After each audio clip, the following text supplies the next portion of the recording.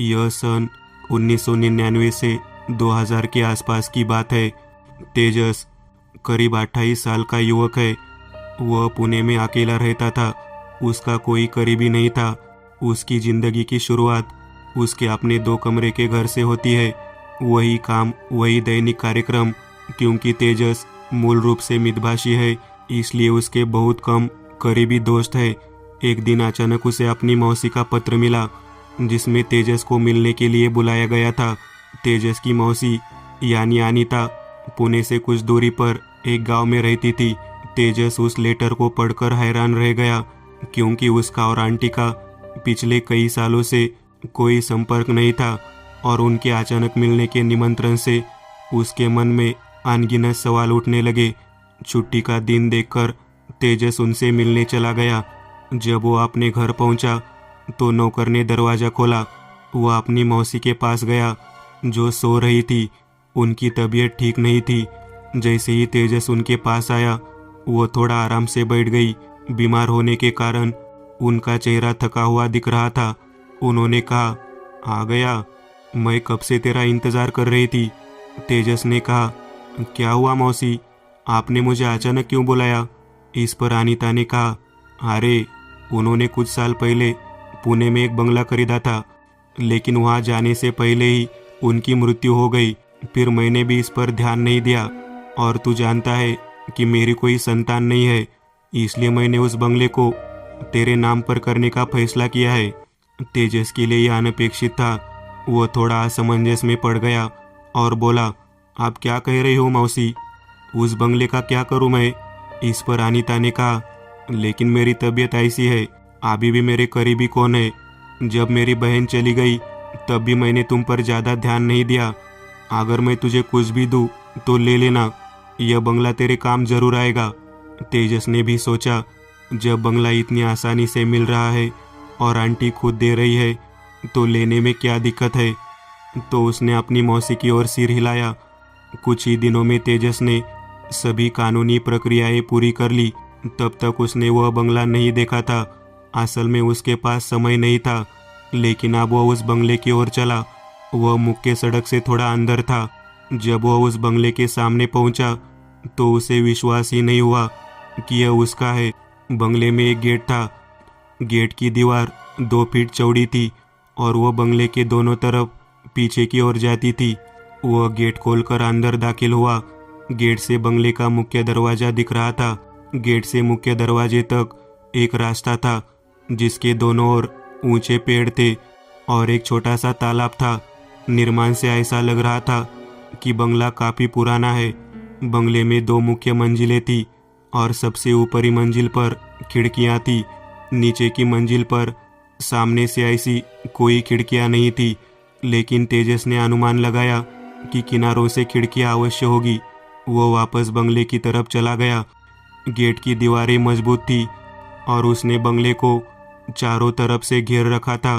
बंगले के पीछे कुछ खुली जगह भी थी, लेकिन अब उस पर घास और पेड़ों ने कब्जा कर लिया है। बंगले के पीछे भी एक दरवाजा था।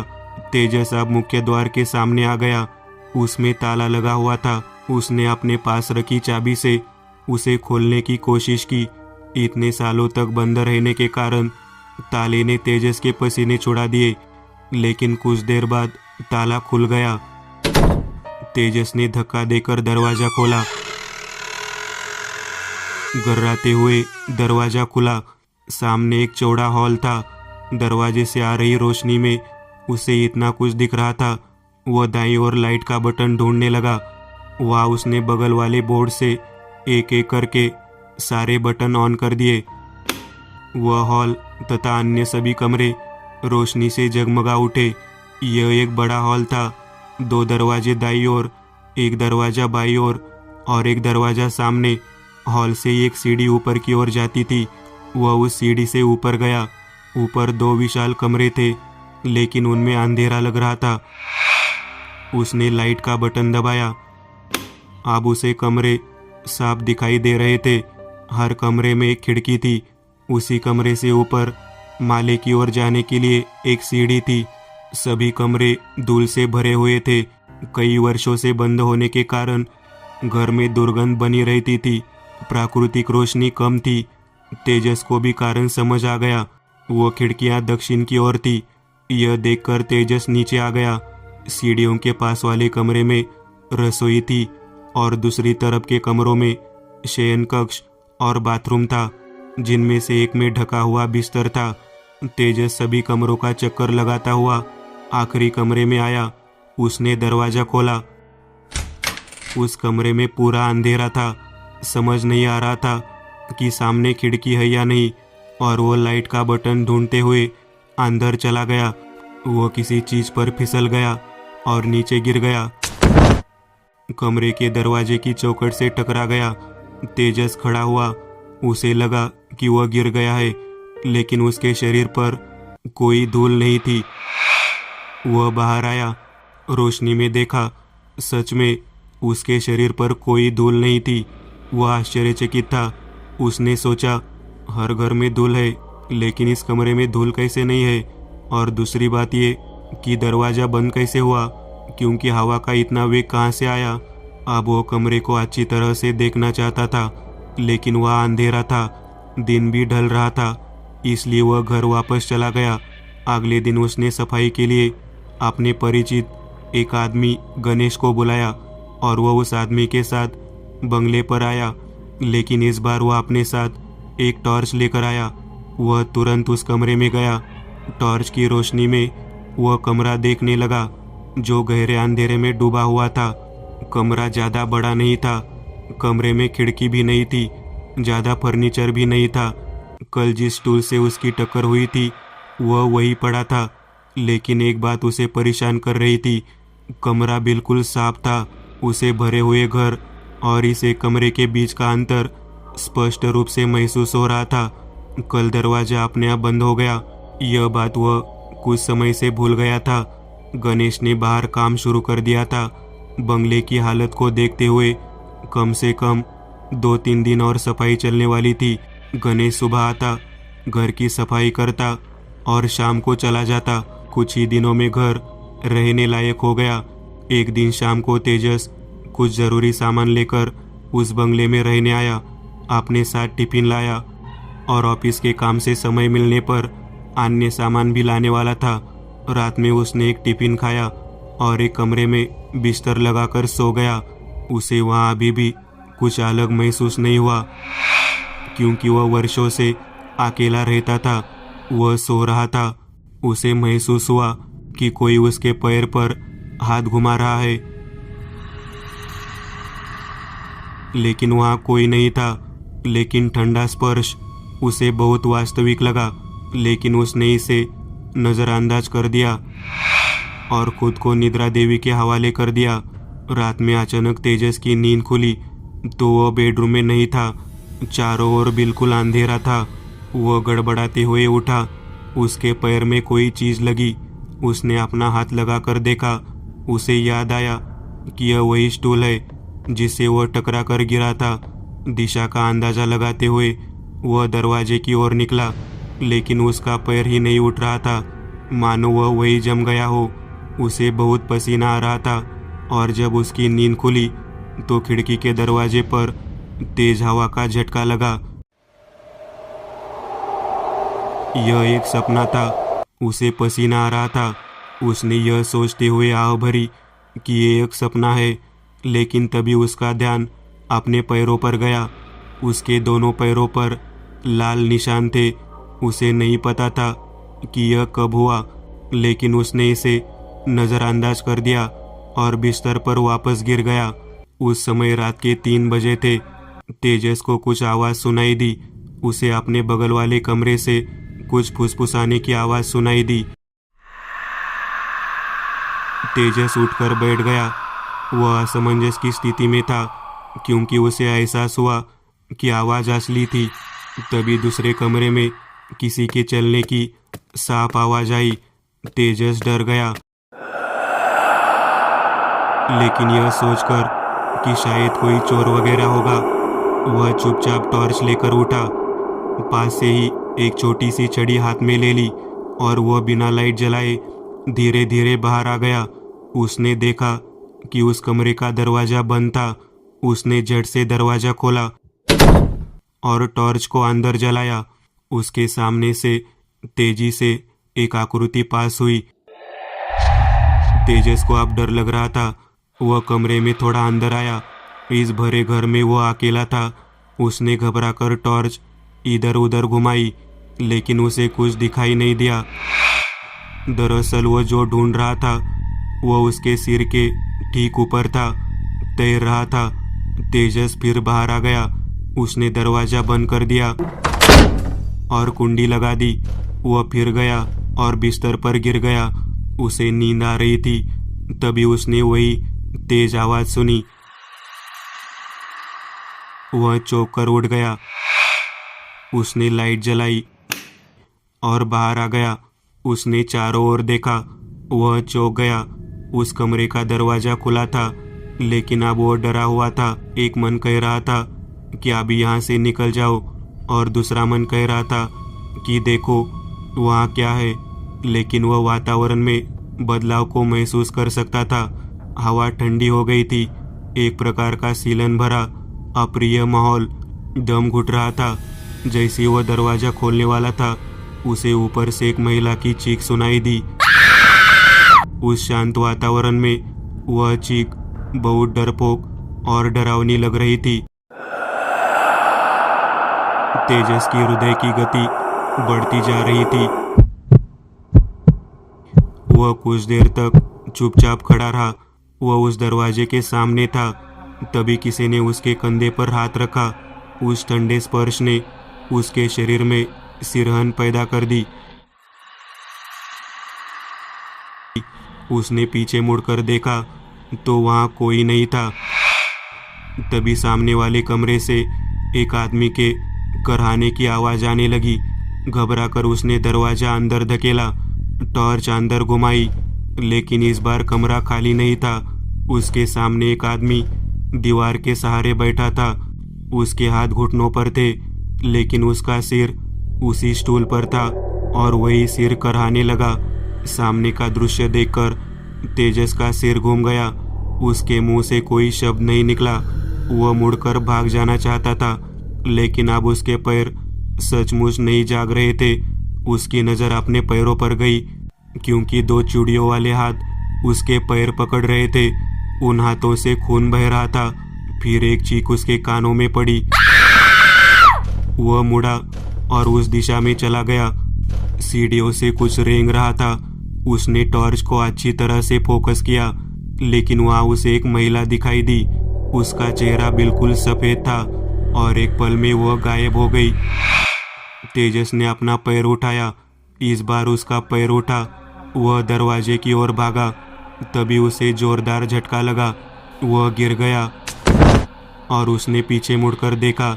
एक बूढ़ा आदमी खतरनाक मुस्कान के साथ उसकी ओर देख रहा था। उसकी आंखें लाल थी। तेजस को लगा कि उसका अंत निकट है। उसी क्षण उसे याद आया, दत्तगुरु। हाँ, उसके बटुए में दत्तगुरु की एक तस्वीर हमेशा रहती थी। जो हो रहा है वह पूरी तरह से अप्राकृतिक है, मानवीय स्तर से परे है। तेजस को इसका एहसास पहले से ही हुआ था। वह वैसे ही संघर्ष करते हुए उठा और शयन कक्ष में गया। उसका बटुआ वही तकिए के पास था।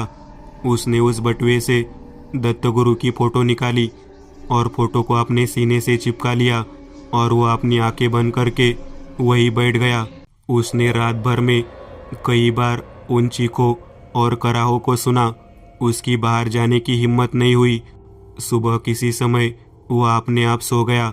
सुबह अचानक उसकी नींद खुली। रात की उस भयानक घटना की यादें अभी भी उसके दिमाग में घूम रही थी। वह वैसे ही उठा। सूरज की रोशनी से उसके मन पर छाई सारी चिंताएं दूर हो गई। वह दोबारा इस घर में कदम न रखने का निश्चय करके अपना सामान लेकर घर से निकल पड़ा।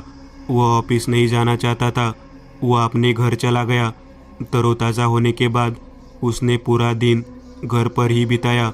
चाहे उसने इससे बचने की कितनी भी कोशिश की हो, उस रात की यादें उसे सताती रही। जैसे जैसे शाम होती गई और रात बढ़ती गई, वो यादें और भी प्रमुख होती गई। वह अपने बिस्तर पर लेटा हुआ था उसे नींद नहीं आ रही थी। अचानक उसे अपने पैरों पर फिर से वही ठंडा स्पर्श महसूस हुआ। उसके शरीर पर डर का कांटा चुभ गया। उसने उठने की कोशिश की, लेकिन वह बिस्तर से उठ नहीं सका।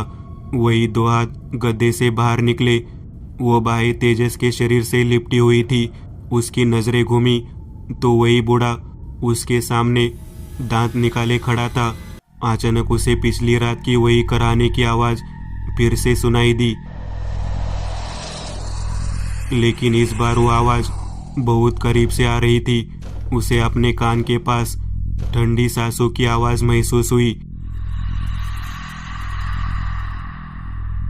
उसने अपनी गर्दन थोड़ी सी घुमा ली, लेकिन अब उसके दिल के रुकने का समय हो गया था। वही टूटा हुआ सिर उसके चेहरे के बगल में था। उसकी भावहीन आंखें तेजस को घूर रही थी।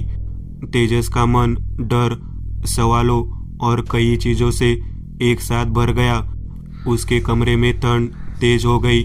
कराहने की आवाज सीधे उसके कानों में सुनाई दे रही थी। उसे फिर याद आया दत्तगुरु, लेकिन उसका बटुआ उसके पास नहीं था, क्योंकि वो अपने घर में सो रहा था। उसे लगा कि ये उसका आखिरी समय है। उसकी आवाज भी बाहर नहीं आ रही थी, लेकिन जैसे आदमी डूबते समय अपने आखिरी हाथ पैर पीटने लगता है, उसने मन ही मन गुरुदेव दत्त का नाम जपना शुरू कर दिया। धीरे धीरे उसके मन से डर गायब हो गया और उसने जो कुछ भी होने वाला था उसका सामना करने के लिए अपने मन को तैयार कर लिया। वह दत्तगुरु का नाम जपता रहा। धीरे धीरे उसकी आवाज़ बंद हो गई। वह खुलकर सांस लेने लगा। वह वही लेटा रहा। उस रात उसे नींद नहीं आई। सुबह होने के बाद वह थोड़ी देर के लिए सोया। वह करीब 11 बजे उठा। तरोताज़ा होकर वह एक दृढ़ निश्चय के साथ बाहर निकला। उसने सोचा कि वह उस घर से बाहर आया है, फिर उसे ऐसी किसी समस्या का सामना नहीं करना पड़ेगा। लेकिन उसका यह मानना गलत था। उसे एहसास हुआ कि शुक्ल काष्ठा जो उसका पीछा कर रहा था इतनी आसानी से उसका पीछा नहीं छोड़ने वाला था। तो वो अपने दोस्त यानी अभिजीत के पास आने के लिए निकल पड़ा। जब वो अभिजीत के घर पहुंचा तो उसने सारी बात अभिजीत को बताई। अभिजीत बोला, अरे तू सच कह रहा है ना, या मेरी खींच रहा है? तेजस ने कहा, मैं 2 बार मरते मरते बचा हूँ। तू चाहे तो मुझ पर भरोसा कर, नहीं तो मैं चला जाऊँगा। इस पर अभिजीत ने कहा, ओह, मैं समझ गया कि तू क्या कह रहा है और मैं तेरी मदद भी कर सकता हूँ। तू क्या करेगा? अरे देख, पहले हमें यह देखना होगा कि यह किसका घर है, फिर हम इसे हल कर सकते हैं। तेजस ने कहा, हमारे पास इतना समय नहीं है। आज रात हो गई कि वो जो भी है मुझे फिर से परेशान करेगा। जब अभिजीत ने यह बात अपनी माँ को बताई तो उसकी माँ ने कहा, मेरी एक दोस्त ने मुझे बताया यहाँ पास में एक सज्जन रहते हैं, उनका नाम महादेव है। वो कोई जादूगर या कुछ और नहीं है, लेकिन उनके पास ऐसी चीज़ों का वैज्ञानिक अध्ययन है। देखते हैं कि क्या वो इस संबंध में आपकी मदद कर सकते हैं। यह सुनने के बाद अभिजीत और तेजस दोनों महादेव के घर के लिए निकल पड़े। जब वो महादेव के घर पहुंचे तो उन्हें एहसास हुआ कि यह घर वास्तव में एक जीर्ण शीर्ण महल है।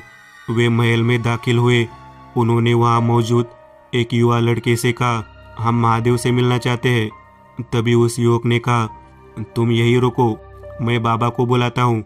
इतने में एक सज्जन, थोड़े बूढ़े लेकिन चेहरे पर चमक, उनके पास आए, सामने बैठ गए और बोले, बोलो, मैं महादेव हूँ, क्या बात है? उसने प्रश्नवाचक दृष्टि से बगल में खड़े युवक की ओर देखा। तभी महादेव ने कहा, तुम्हें जो कहना है साफ साफ बोलो, वो मेरा बेटा है, एकदंत। उस समय तेजस ने उन्हें सारी बात बताई।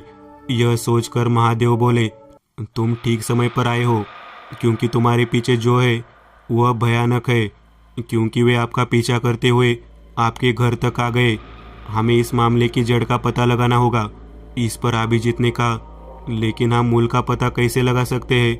हमें कुछ भी नहीं पता।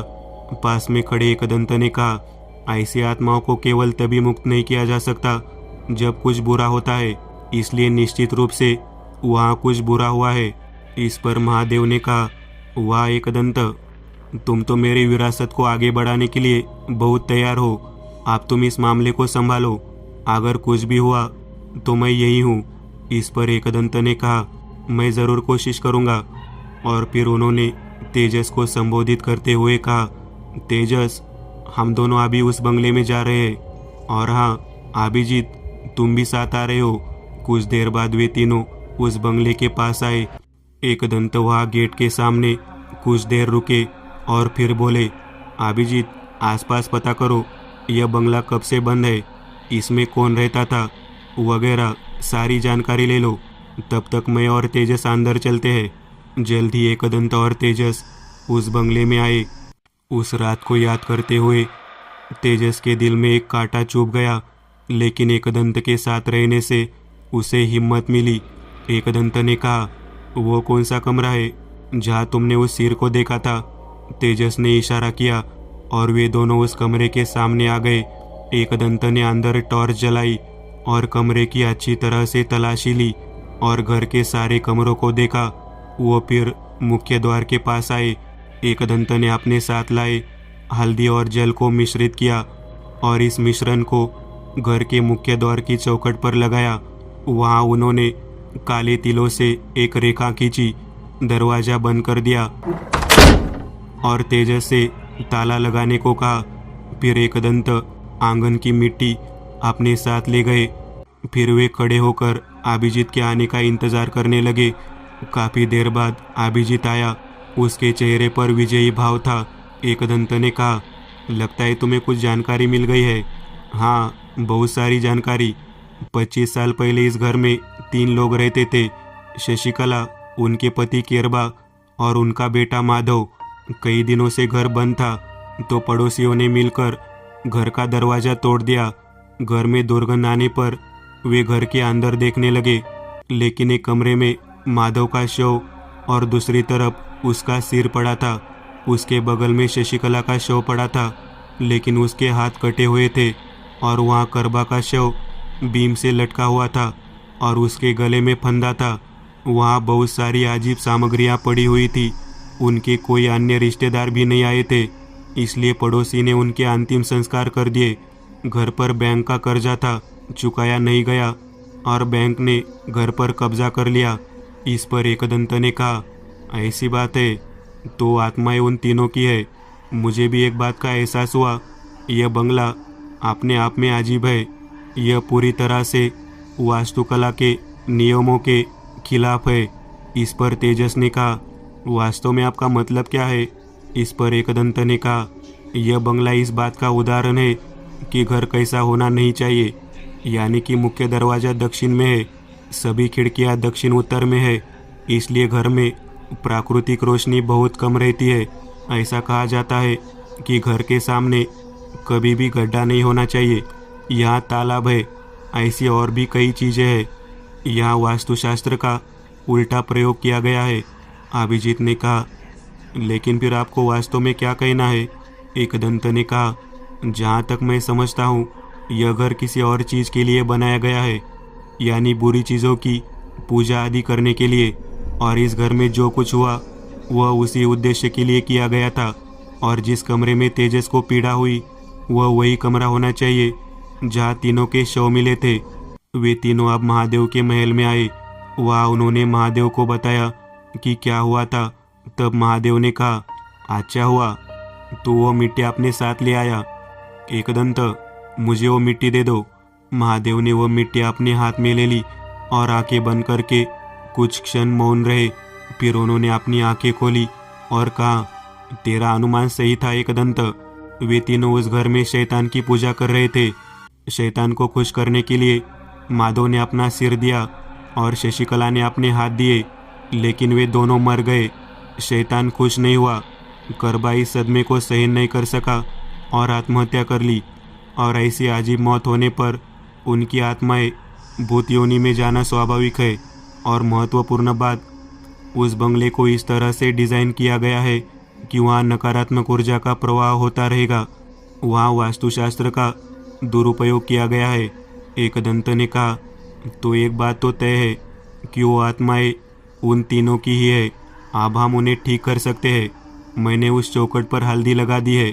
वो आत्माएं अब उस घर से बाहर नहीं निकल पाएंगी, इसलिए अब हमारे पास समय है। इस पर महादेव ने कहा, लेकिन एक बात याद रखना एकदंत, वह बंगला अलग है। उस बंगले में उनकी शक्ति बहुत बड़ी है। दत्तगुरु के कारण तेजस को 2 बार बचाया गया, लेकिन यह निश्चित नहीं है कि हर बार ऐसा होगा।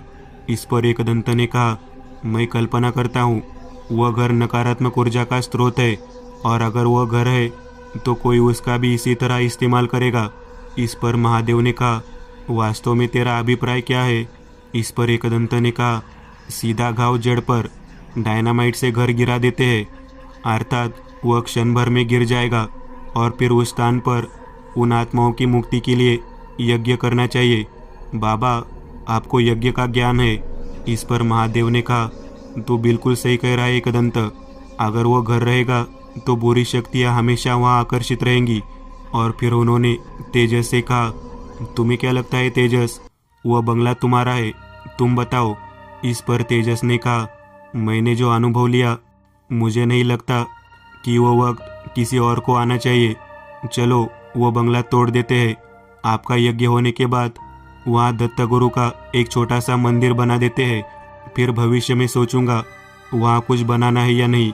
इस पर एकदंत ने कहा, वाह तेजस, बढ़िया विचार। उस रात तेजस और अभिजीत महादेव की हवेली में रुके। अगले दिन वे तोड़फोड़ करने वाली कंपनी में गए। उन्होंने कंपनी के लोगों के साथ बंगले का निरीक्षण किया। कंपनी के लोगों ने कहा, बंगला अन्य घरों से अलग था, इसलिए अगर यह गिरेगा तो आसपास के अन्य घरों को कोई नुकसान नहीं होगा। उन्होंने 2 दिन बाद बंगले को तोड़ने का फैसला किया। एकदंत के उपाय से उन आत्माओं से किसी को कोई परेशानी नहीं हुई।